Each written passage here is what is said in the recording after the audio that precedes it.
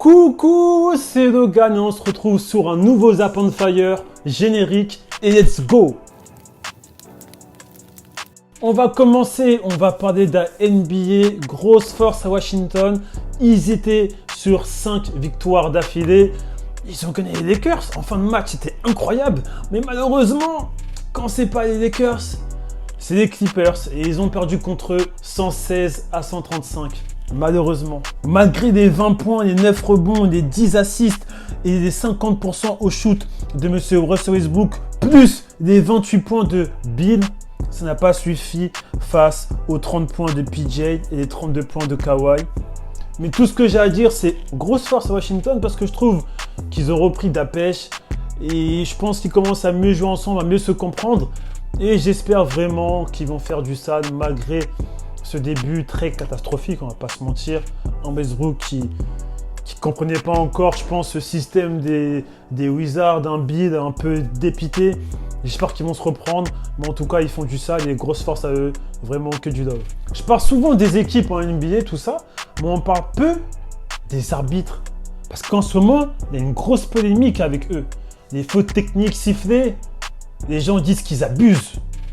C'est vrai que là, j'en ai deux en tête. JJ Redick et Monsieur Giannis, c'est comme des fautes techniques très graves et j'ai l'impression que les arbitres en ce moment ils sont très à l'affût. Tu regardes un joueur, ça suffit, tu sors. Donc vous savez quoi? Je vous mets les deux vidéos. Pour moi c'est un peu abusé, les fautes techniques. Vous me dites ce que vous en pensez. Je vous montre la vidéo et on fait un débat carrément, on fait un débat. Neesmith is going to say good defense, got a hand up, but drew the foul and J.J. Redick has just been tossed. Josh Tibbin has seen enough. It looked like Redick tried to throw. Going head-to-head here. Antetokounmpo flushes it right over Towns. Est-ce qu'ils abusent vraiment des fautes techniques? C'est vraiment une question que je vous pose. J'ai l'impression que les arbitres, ils interdisent ce trash talking et même les jeux de regard après un poster ou autre. Est-ce que vous êtes corda avec ça? Pour moi, ça reste de l'entertainment, le basket, donc je trouve ça un peu dommage. Mais bon, si vous êtes corda, je peux comprendre. Non, je peux pas comprendre. C'est trop dommage. C'est le basket, les gars. Bon, vous savez quoi? Répondez, est-ce que les arbitres abusent? Et on passe à un autre sujet, ça y est. Voilà, c'est le dernier sujet. Après, on passe à un autre thème. Les All-Star Games. On connaît enfin la liste des remplaçants. Et ça fait aussi une grosse polémique. Pourquoi Booker n'est pas là? Pourquoi Sabonis n'est pas là? Et encore Butler, mais j'ai moins vu Butler, mais j'ai vraiment vu Devin Booker et Sabonis qui se sont fait snobber, on va dire des mots.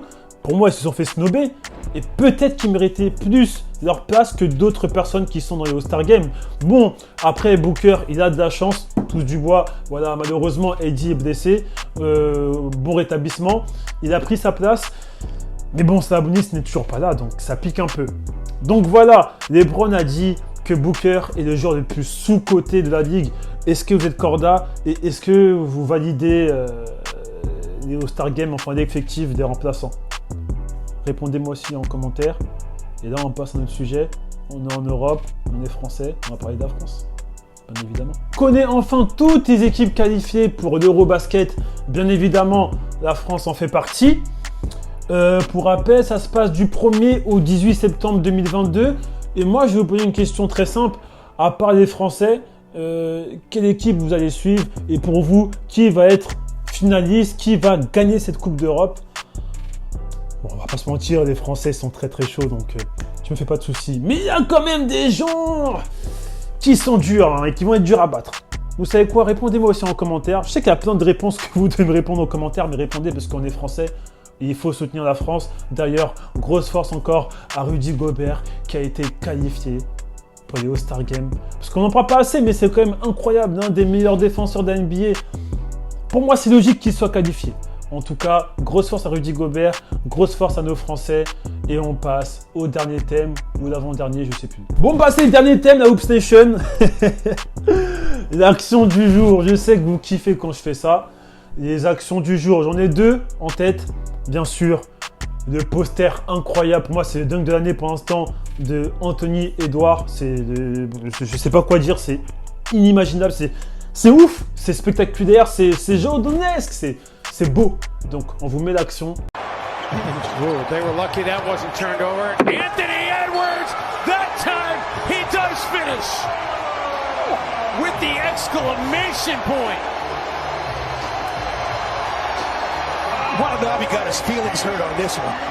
I mean, that is... Et là, on passe à la deuxième meilleure action de la semaine. C'est pas un joueur, c'est ni un arbitre, c'est un coach. Et franchement, c'est une action incroyable. Je pensais pas voir ça un jour dans ma vie. Mais c'est beau. C'est incroyable. Un coach défenseur. Je vous mets la vidéo, on s'arrête sur ça.